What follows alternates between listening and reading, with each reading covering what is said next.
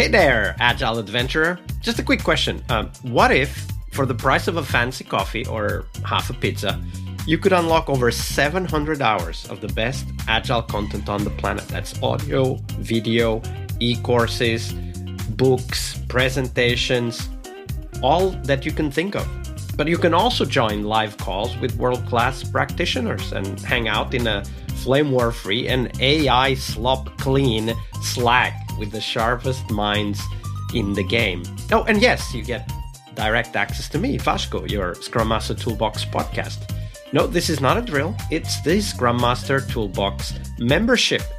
And it's your unfair advantage in the Agile world. So if you want to know more, go check out scrummastertoolbox.org/membership. That's scrummastertoolbox.org/membership. And check out all the goodies we have for you. Do it now. But if you're not doing it now, let's listen to the podcast.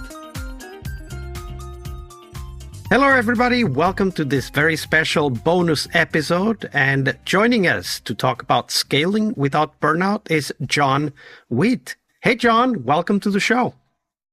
Vasco, it's a pleasure to be here. So most leadership advice picks one lane. Either you focus on growing or you take care of yourself. Well, John, who has been coaching business owners for a while, spent 30 years in corporate construction, managing billion-dollar portfolios before. And I think this is the interesting part of the story, walking away to coach small business owners. His argument is if your systems don't serve your life, your growth is built on sand. His latest book, titled First, Not Last, is now available on your usual outlets, and we'll put the link in the show notes. So we're going to talk about burnout and scaling. Scaling many things, amongst which our impact in the organizations that we work in. So John, you spent 30 years in corporate construction and had a very successful career at that. What made you walk away from that world to start coaching small business owners? Well, I was considering walking away for a while because at my level, I spent 5, sometimes 6 nights a week sleeping in a hotel bed, traveling around the country. And it really wasn't good for my sanity. It wasn't good for my family.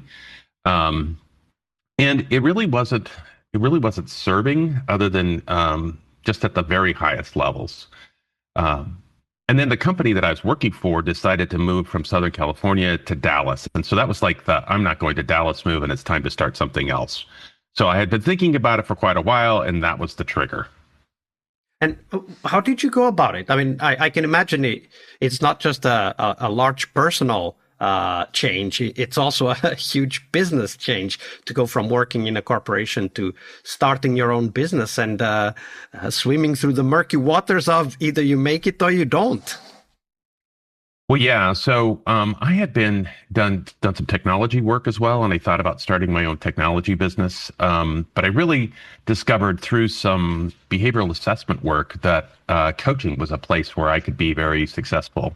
I like coaching. I've been coaching in one way or another. That's kind of my primary leadership style. I've probably been doing that since the beginning of my corporate career. But I invested in a coaching franchise called Focal Point in 2010. And they gave me all the training and the tools, and they gave me what I needed. I didn't have to invent the wheel. And so that was my launching point. And so I had a lot of tools to get started. I had a lot of friends, a lot of relationships. And the cool thing about coaching is that, we're just helping people. Isn't that beautiful? We just help people. So you've described yourself as and I'm quoting here, a golfer who thinks like a chess player and looks at business like a project. So that's a very specific self-description. Where does that chess piece come from? And were you ever a competitive golfer? Well, first I was a competitive chess player. I played in the United States Chess Championships back in 1976. I didn't play in the open division, so don't get any misconceptions there. But I did really well that year. Learned a lot, and the way the chess game is played at the higher levels has influenced my way of thinking essentially for the rest of my life. It's just the way I think of the opening, which is where you're getting started. And so this is startup business, is when you're getting everything going. Takes a lot of hustle, takes a lot of energy, takes a lot of but then the transition happens to the middle game. And the middle game is where you have to think a lot more strategically, and you have to think a lot more, you have to think tactically, but tactically with the right move in the right order, because the wrong order will not get you the results that you're looking for. And then ultimately, what is the end game, right? As you begin to develop assets and resources, how do you transition those to the place that is going to serve your life the way you want it served? And that's been a big component of me is, and you talk about burnout, and the reason burnout happens is we're serving something besides the life that we want, the life that God created us for. And so my programs all start with life is about life. Let's define what you want your life to look like. And then let's take your career, your business, whatever you're doing, and build it so that it serves the life that you want to live. And as long as it's serving the life that you want to live, as long as you can see that light at the end of the tunnel, then you really stave off burnout pretty well. Now, there are times where you can overwork. And there is a time in that middle game process where you have to learn how to take yourself out of the middle of the business, because the initial startup person is the go-to person for anything and everything. And they'll find themselves answering everybody else's problems, take care of everything else they can do, and not doing their work until after hours or on weekends. That gets old pretty fast. So the middle game is where you learn how to manage your people, how to hire leaders, how to hire owner type mindset type stuff instead of helpers or task-oriented helpers, and then building systems and processes so that you can step back from the business and operate on the business instead of always in the business. Okay, so I want to take that and I want to ask you about your own life and journey as a coach, because we go through the same phases when we have a coaching assignment, right? Like or many of the people listening, whether they are line leaders or line managers, or whether they are lateral leaders, agile coaches, scrum masters who go into teams and businesses and help them scale. We also have that problem that very often we're so busy with the work of being the coach that we forget that we need to consider, as you said, these different phases and what they mean, and also to bring in that thought that life is about life, as you said, and not confuse life with the identity we get from being a coach. So how do you keep yourself grounded in that life is life principle as a coach? Because a coach is a high investment business. Well, if you think about it, your point is so valid, because there are times when I'm in the coaching spaces where I go, "Oh, John, you need to pay more attention to what you're telling yourself," right? You're telling John here or Tom or whoever you're talking to that he needs to look at his life, and then I'll say, "Oh yeah, we need to do a little re-examining here as well." It's very interesting, but because I go through that experience as I'm working with each individual client, or even a group of clients in a group coaching situation, I can step back and take the time. I'll allocate the time. My mornings are my best thinking time. So my first hour or two of every day is all about, what do I need to do to serve my life and get prepared to do the right things? And that then often is my checklist that I'll go through in the morning and say, you need to figure out how to do this a little bit better, or you need to get somebody else to do this, and I think in leadership, if you're a solo person, you're capped. The number of hours you have is 24 hours. And if you have to do everything, that's all you can do. So learning how to accomplish goals through others is really the key. It's the magic, because then you can do really big things.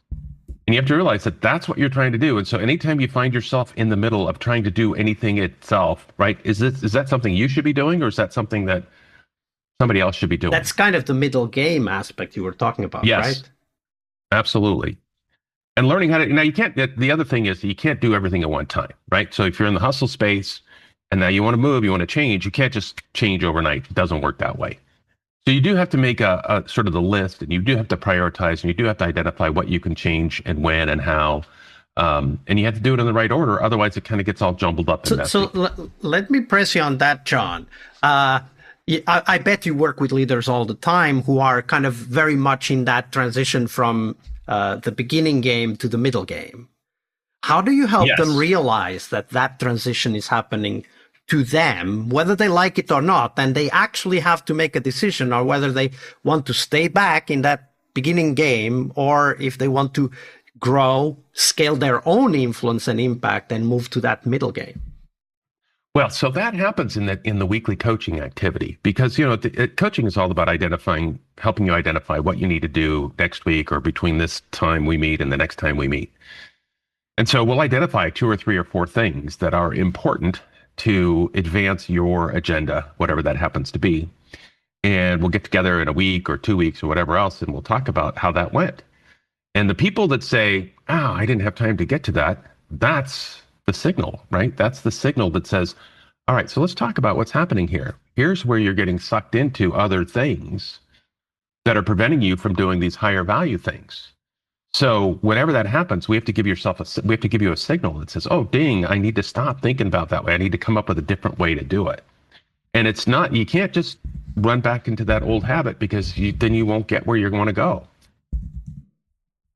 Yeah, absolutely. And one of the things you just said, which I really love, and we were talking about that in prep, is this idea that it is when we are finally able to achieve goals through working with others that we can truly scale our impact and our influence. How do you help leaders who are, especially, those transitioning from the beginning game to the middle game, who are very often used to this idea that I did it, I got it done, I achieved it? How do you get them to step out of that and realize that actually the next layer, the next step of their evolution is about enabling others and being there for them so that they can scale their impact? Yeah, so imagine, you know what you could do, you know what you've done, what you've accomplished over time, but imagine that you had 20 of yous that you could leverage. Would you get more done? Would you accomplish more? Would it be more amazing? So that's what we're really talking about. Now you can't get 20 of yous, right? You can't clone you. There's only one of you. But the idea is, how do we get 20 people to make things happen, or 5 people, or 100 people to make things happen? And the reality is, it's never. You want to delegate, that's true, but there has to be some inspiration and some motivation. You have to make your team want to use their discretionary effort to move mountains so that you can accomplish that goal. So it's not just telling people what to do, right? They have to understand why what's in it for them. And that's everybody's favorite radio station, right? WIIFM. I love that. So you have to, that's leadership, right? Inspiration. Not only do we have to tell them about it, where we're going to have to give them all the details and the why, but what's in it for them so that they want to take the action. So that, and everybody gives you the 8 hours a day or whatever but if you want the discretionary effort where they're really putting it in for 8 hours or they're working an extra hour, there's got to be something in it for them. You have to inspire them for that. So talking about inspiration, your book, or one of your books, because you have several, is called Checkmate. And there you lay out a 5-step system for, I think you call it translating ideas into money. The way we would call it in the product world is turning ideas into valuable software, right? Like in value is what we're talking about. And value, results, money, all of the similar. Yes. And one of the challenges we have is that most teams are really good at writing software, but really bad at translating ideas into return or value or valuable software. They have a lot of ideas. Maybe they get, lost in execution. Maybe they get into the weeds and start developing God knows how many features that nobody wants or needs. All kinds of patterns that happen. What's the pattern you see in businesses that are stuck between having these good ideas and actually turning them into money? Well, so I think, first off, a good idea is just that. We don't know if it's going to work in the marketplace or not. And so the key is to get clarity on the results that you want that good idea to generate. I want it to generate revenue. I want it to make their lives better. I want it to, whatever that happens to be. And so that's the first step, is getting clarity on those details. What are the results that you want? The second step is, who do I need to help me generate those results? This is the team. And in the beginning, who could give me more clarity? Who could give me more understanding so that my clarity can be really, really tight? And then ultimately, it comes down to testing. You have to test it in the marketplace. I mean, you are not your market. The market's the market. And so the idea is like, how do we invest a little bit of time, maybe a little bit of money to test that this idea, this plan, this clarity that we have is actually going to generate the results that we want it to generate? I'd much rather invest a little bit of money and a little bit of time to validate that than spend a whole lot of time and a whole lot of money and find out it doesn't work. And so that's a place where people skip that step all the time. They go, wow, this is a great idea. Everybody's going to love it. And they jump in and they launch and and then they find out, oh, it's not really what we thought it was going to do. It's not doing it. And so it goes clarity, team, testing. Once it comes back, validated. And a lot of times there's an iterative process there where, we tested the first thing and that wasn't exactly it. So we did a little bit different. We tested it again. When you get to that final product that you know is going to work and the market has validated, then we put together the launch plan. And then we have to put together the change management plan. So the launch plan is not the last step. The change management plan, the change management process, I won't say change management plan, it's really a process. Because as soon as your plan is done, it starts to degrade because adversity hits it every single day. And so what you have to do is have a process for evaluating what's happening to your plan and adjusting your plan, like the airliner that flies from Los Angeles to New York. It's off course most of the time, but autopilot corrects it and it lands safely. You need the same process for your project so that you get where you want to go safely. One of these core aspects is that not only do we need to have a good idea, but we also need to get others to move with us, right? Like, and as leaders, especially as lateral leaders, like agile coaches and people with influence within teams, scrum masters. One of your things is about getting this employee engagement as part of that change process that you just talked about. And in agile, we would call it, the buy-in or ownership. So what's your approach to help teams move, right? Let's imagine for a second that we do have clarity on the results we want, and that's not as easy as it sounds. But let's imagine that we have that clarity. How do we get that team to move? And basically you're saying, how do I get the engagement? How do I get buy-in? Okay.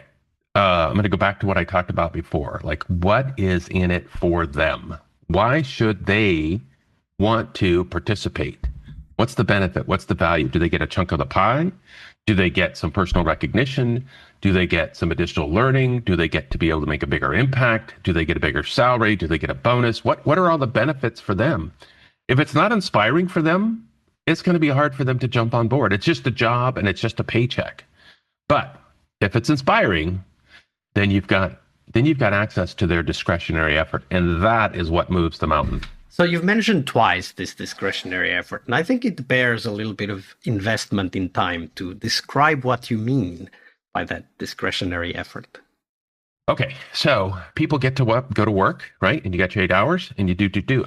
But there's a different pace. Different people operate at different pace, right? There are times when you've got energy and you're excited, and your pace is like killing it, and you're cranking out the work. And there are other times where you're just putting in the hours. That's discretionary effort. There's another time where, oh God, if I just spent 20 more minutes on this, I could make it special, or I could make a delivery date, or I could make something else. You can clock out at 5, or you can spend 20 more minutes and then makes a huge difference. That's discretionary effort. Some people think about the project when they're at home, not necessarily that they're working on it. I'm not saying you have to do emails and everything else at home, but when you're excited about something, your brain is working on it all the time. And you don't realize it, but that's discretionary effort. And if you're not excited, it's not doing that. That's actually a great way to describe it. I had never heard or used that term before, discretionary effort. But I'm reminded how very often it's the little things, right? Like you said, 20 minutes. It could be 20 minutes, or it could be just, getting up and calling that person instead of sending an email, waiting 2 or 3 days to get a reply, right? Like it could be also this kind of things. And you talked about something there, which is really key in my mind, which is this idea that people feel energized. And when we feel energized by an idea, we very often are working at it, we're chipping at it, even when we don't feel like we are. It doesn't feel like a burden. It feels almost like it kind of feeds itself. It's almost energy that gives us energy, right? And what I get confused very often, and I've seen this happen so many times, is that many leaders seem to be pretty okay with not ever eliciting that kind of commitment, investment, and energy from the people that they lead. What drives people to either be blind or oblivious to the impact of that motivation, that discretionary effort, as you call it? Well, sometimes I think it might be ignorance, because if they've never performed on a high-performing team, they don't know what it's like, right? Other times it's just, they have their own challenges with their energy and their discretionary effort, and they're only going to give as much as the job requires. But, in this world where you can really make amazing things happen, that excitement is how it happens. So I think leaders can get stuck. The place where I spend most of my work is leaders that recently get promoted because they were in the trenches and now they're leaders, right? So they don't know how to do that very well. But I've had other places where we've had leaders that are super smart, super intelligent, but just don't have the relationship skills that allow them to lead, motivate, inspire their team. And not everybody has it, but it's a learnable skill. It's not something that you have to have. It's not intuitive. I will say some people are more intuitive, but you don't have to have it. It's a learnable skill. Yeah, absolutely. One of the aspects that you talk about, you have this coaching practice around what you call 4-facet life shine generosity process. And when I read that, I was like, generosity is not a word we usually hear in terms of growing leaders and in the business context. I mean, most coaches will talk about performance and commitment and energy, like we just talked about, and scaling. Why is generosity at the center of your framework? Well, because generosity always, this unequivocal, always gives you better long-term results. So if you are willing to put in the time and the energy to learn how to communicate your vision and inspire, that's a generous aspect, right? You didn't have to do that. Some leaders don't do that. You just mentioned that. But if you put that energy and time in it, your team is going to perform a heck of a lot better. Generosity has been around since the beginning of time. Many of us do it just sort of because that's what we were taught. We hold the door open. We're nice. We're kind. We help. I'm trying to put a more overt connection to generosity into results. In other words, that if you plan to be generous, if you say, this is who I am, and I will do the work that's necessary to be generous, then you will always get better long-term results. And the 4-facet plan starts with unique identity. Like, who are you? And to be honest with you, when we talk about generosity, 3 phases: time, talent, and treasure, right? Your time and your money and your talent. And as an individual, you have talents in certain areas that you can be generous with. But we do a little study work, right? To where you know what you're going to do and when you're going to do it, so you can leverage it more effectively, so that you can spend your time more effectively.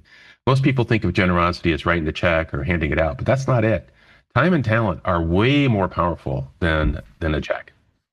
Okay, and of course the reverse of the medal of the generosity aspect is that sometimes we might lose track of what we are being generous with, and that may lead to burnout. So how do you help leaders especially, really manage that? Because it's the being generous may lead us, and I see this with agile coaches and scrum masters who very often tie their own identity to the work that they do, that they are so generous at work that they end up burning out when things don't work out as they want to. How do you help leaders find that balance? Well, and that's in the planning component, right? So when we look at the vision statement and the goals, what does that mean? Where does generosity fit? What am I supposed to be doing? How does that look? How can I make that happen? Because at the end of the day, we only have 24 hours. And you have lots of life outside of work that you have to live. So you don't get all 24 hours for work. So we really say, look, how do I manage the hours that I have, what's available to the greatest efficiency, greatest ability using generosity. So when we look at that, we'll put together the strategic plan that says, here's the life that I want to have. Here's the vision of my business or my project or my whatever you're trying to accomplish.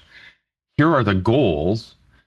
Here are the people that I'm going to lead effectively to build and create this.